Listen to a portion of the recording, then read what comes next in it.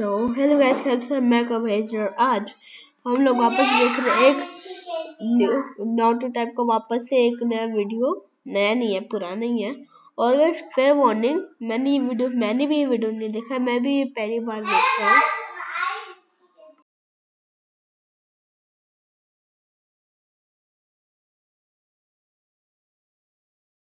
तो गाइस चलिए शुरू करते हैं।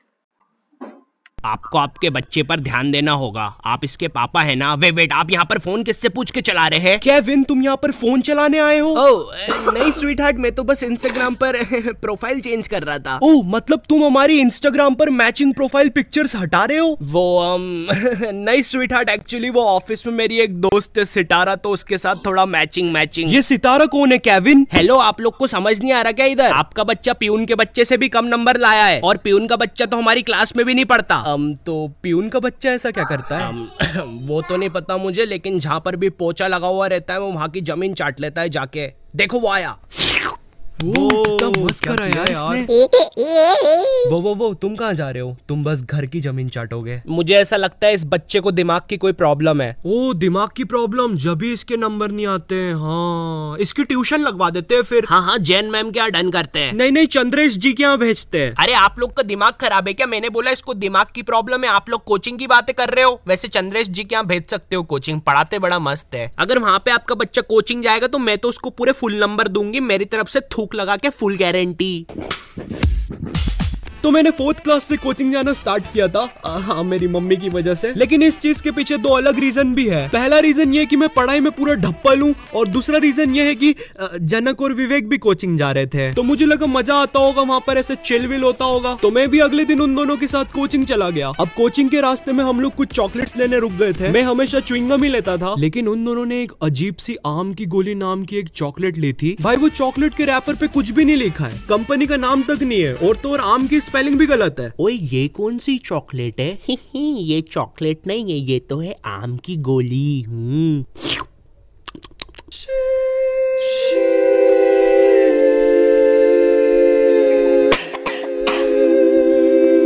मुझे नहीं पता था यार, कोकेन आम की गोली के नाम से भी बिकती है। ये तू इस नशे के बारे में जानता है क्या? तो मैं कहाँ पे था? कोचिंग। हाँ, तो जैसे ही मैं पहले दिन कोचिंग पहुंचा यार, वहाँ जाते से मेरी फट गई, क्योंकि वो कोचिंग एक तो इतनी छोटी सी थी और उसमें इतने सारे बच्चे बैठे हुए थे। 2 बच्चे तो बाहर रोड पे बैठ के चिल कर रहे थे। नहीं, मैं मजाक कर रहा हूँ, हमारी कोचिंग के नहीं थे। इनफैक्ट वो तो कोचिंग ही नहीं जाते थे। हे साले अनपढ़, इसको अपना क्रिकेट नहीं खिलाएंगे अपन साथ में? हाँ भाई।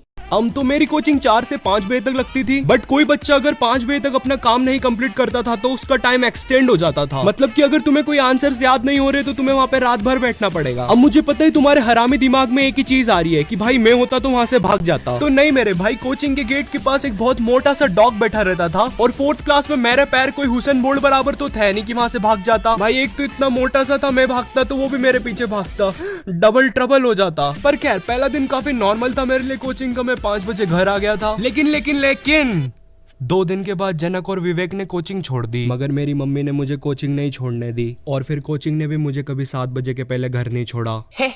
ये तो बिल्कुल सही बात बोली आपने। हेलो जी, वो बच्चा अभी तक घर नहीं आया है, 8 बज गए, अभी भी पढ़ रहा है क्या वो? हाँ, वो अभी भी पढ़ रहा है। अच्छा ठीक है, फिर मैं उसका टिफिन भिजवा देती हूँ। Okay, 2 बजे तक स्कूल, 4 से 8 बजे तक की कोचिंग, और फिर सो जाओ। 1 नंबर की झंड जिंदगी।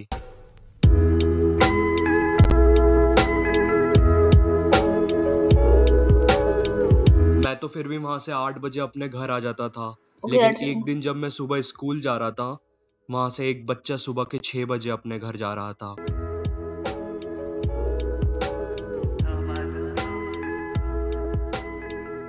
सच बता रहा हूँ, उस कोचिंग ने मेरा जीना हराम कर दिया था। मगर फिर मेरे दिमाग में एक अल्टीमेट आइडिया आया। अबे यहाँ क्यों मूत रहा है? तू नालायक था ये तो हमको पता था, लेकिन तुझसे ये उम्मीद नहीं थी। अब चल तू घर, तेरे को बताती हूँ मैं। लेके जाओ इसको, पूरा कारपेट खराब कर दिया मेरा। अब कभी लेके मत आना इसको इधर। यस, मैंने सच्ची में सुसु कर दी थी कोचिंग में। और सच बताओ तो मुझे प्राउड है इस चीज पर, और मुझे लगा मेरी मम्मी को भी प्राउड होगा, क्योंकि पहली बार बिस्तर के अलावा कहीं और सुसु करी थी मैंने। मगर ऐसा कुछ भी नहीं हुआ, उल्टा मम्मी ने मुझे इतने लाफे लगाए ना। मगर वो सब चीजें कुछ भी नहीं थी, क्योंकि अब मैं जो कोचिंग जाने वाला था ना, ओ बॉय कुछ खास था उस कोचिंग के बारे में। भाई वो मैम सारे सब्जेक्ट पढ़ाती थी मेरे को, बस 200 रुपए में है। एक बार और बोलूं? हाँ रुको, मात्र 200 रुपए में। खैर हमारी कोचिंग में एक खास बात थी। उस कोचिंग में गांधी जयंती और मैम के बर्थडे के टाइम पे एक भयंकर सी पार्टी होती थी। अब मुझे नहीं पता गांधी जयंती और मैम के बर्थडे के बीच में क्या संबंध है, मगर फिर भी हमारी ये भयंकर सी पार्टी देर रात शाम को 5:30 बजे स्टार्ट होती थी। पीने के लिए हमारे पास काफी प्रीमियम ड्रिंक्स रहती थी, जैसे कि रसना और बस रसना। गॉड था यार रसना उस टाइम, हंस क्या रहे हो। वो कोचिंग का काफी बेस्ट होने का रीजन था उसका टाइम। मेरी कोचिंग 3 से 4 बजे तक लगती थी दोपहर में, जो कि मेरी मैम का सोने का टाइम रहता था। तो मैं 3 बजे कोचिंग जाता था और मैम मुझे क्वेश्चन देकर सो जाती थी, टीवी खुला करके। सुनो मेरी बात सुनो, मैं 4th क्लास का बच्चा हूँ, मेरे सामने टीवी खुला करके मुझे बोलोगे कि पढ़ाई कर? पागल हो क्या?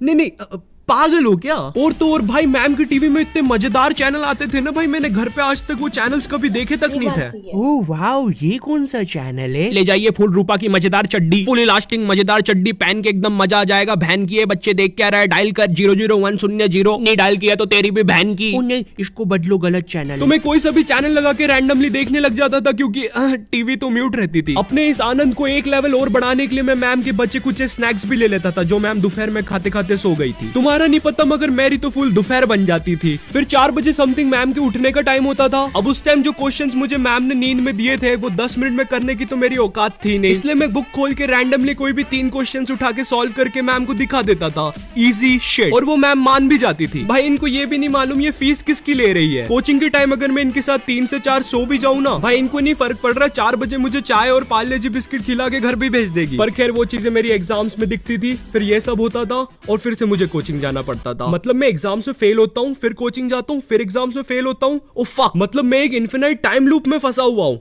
और इसलिए शायद मैं आज तक 4th क्लास में ही हूँ। कुछ भी नहीं, मतलब हाँ कुछ भी। सो इस वीडियो के लिए बस इतना ही, और वीडियो पसंद आए तो एक लाइक मार देना और कमेंट करके बताओ अगर तुमने भी अपनी कोचिंग में कुछ ऐसी हरकतें की हो तो। मुझे तो नहीं लगता तुम लोग भी मुझ जितने डम्ब हो, मगर फिर भी इस वीडियो के लिए मैं कोई लाइक एम नहीं रख रहा हूँ। इस बार तुम लोग मुझे बताओगे तुम लोग कितने लाइक कर सकते हो। और इस वीडियो को अपने इंस्टाग्राम स्टोरीज में शेयर करो, मुझे टैग करो और मौका पाओ मेरी अगली वीडियो में एक शाउट आउट पाने का। And in this video shout out to one by Aryan. And मैं मिलता हूँ तुमसे नेक्स्ट वीडियो में, तब तक के लिए bye. Bye the way subscribe.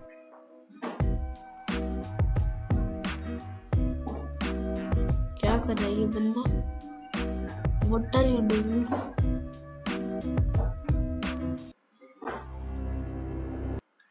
तो गाइस अगर